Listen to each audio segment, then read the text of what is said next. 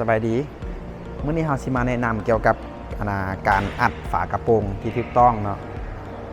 มาเบิ่งคนส่วนหลายแม่นจะอัดแบบนี้เมื่อไขเราจะอัดวางแบบนี้อันนี้เป็นวิธีที่ผิดนะและคนส่วนหลายที่ใช้แบบนี้มาตลอดเราสิมาเบิ่งว่าวิธีอัดที่ถูกต้องควรเฮ็ดแนวใดนี่แม่นวิธีที่อัดที่ถูกต้องเนาะเราจะเอาลงมาประมาณนี้แล้วคมลงเพียงแต่ซ้ำนี่นะก็ถือว่าได้แล้วและนี่ทางด้านหลังเนาะเราจะมาเบิ่งวิธีการไขและการอัดที่ถูกต้องคนส่วนหลายอัดเนาะวิธีอัดเพิ่นจะเฮ็ดแบบนี้เลยเ